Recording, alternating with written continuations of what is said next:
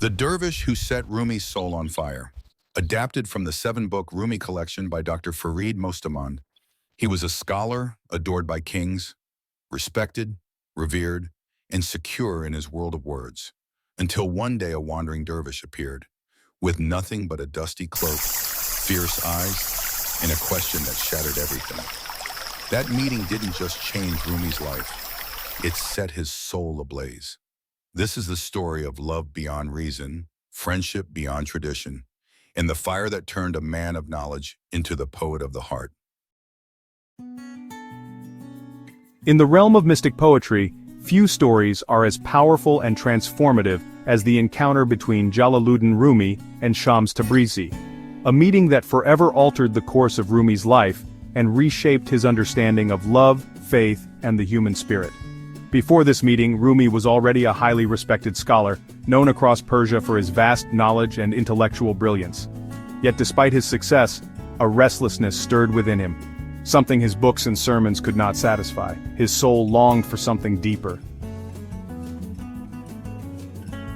Shams Tabrizi, a wandering dervish and pragmatic mystic, had also spent his life searching, not for wealth, comfort, or status, but for a heart ready to receive divine truth.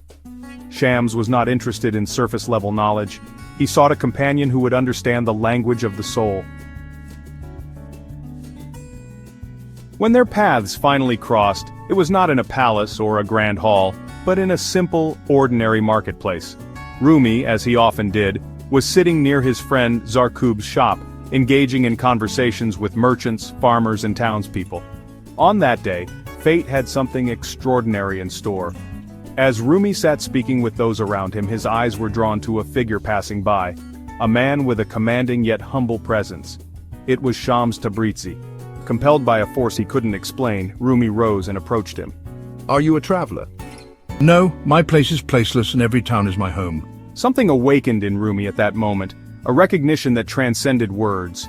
He invited Shams to join him for a conversation, what Sufis call a sohbet, a profound exchange of spiritual truth. What is religion? Looking for God outside of yourself. And what is spirituality? Looking for God inside yourself. Rumi was captivated. He continued to ask and Shams continued to answer, not with complicated theories but with truths that shook Rumi to his core. What is poison? Anything more than you need: power, wealth, greed. What is fear? Fear is the non-acceptance of uncertainty. If you embrace uncertainty, it becomes adventure. What is envy? Envy is the non-acceptance of the good in others. Accept it, and it becomes inspiration. What is anger? Anger is the non-acceptance of things beyond your control. Accept them, and it becomes tolerance. What is hatred? Hatred is the non-acceptance of another person as they are. Accept them, and it becomes love. Rumi was deeply moved by Shams's wisdom and invited him to his home. At first, Rumi's family and friends saw nothing unusual. He often welcomed travelers without homes, but this guest stayed, and stayed. Days turned into weeks. Weeks turned into months. Rumi spent long nights in conversation with Shams, ignoring his scholarly duties, which alarmed his family and the townspeople. His eldest son, Sultan Walad, warned him that his reputation was in danger. His friends and students whispered in disapproval. Yet Rumi did not care. For more than 2 years, Shams remained, challenging Rumi's mind, awakening his heart. Eventually, the pressure from Rumi's family and community forced Shams to leave Konya. Rumi was devastated. He sent searchers across the region until he heard Shams had been seen in Damascus. His son, Sultan Walad, personally traveled to find him and begged him to return. When Shams returned to Konya, Rumi was overjoyed. But the tension with the family and the city did not disappear. To solidify Shams' place, Rumi married his stepdaughter Kimia to Shams. Tragically, Kimia died not long after, and the relationship between Rumi and Shams broke apart. The final fate of Shams remains a mystery. Rumi, however, could never accept that Shams was truly gone.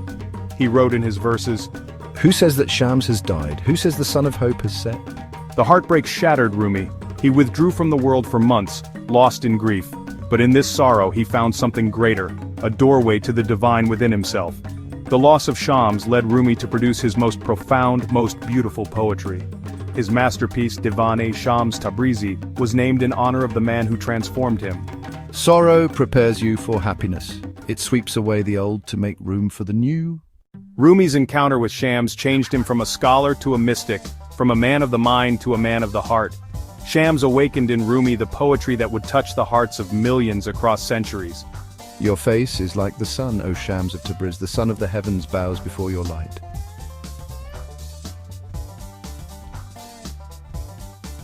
Through Shams, Rumi discovered the religion of love, and through his loss, Rumi found the most profound connection with the divine.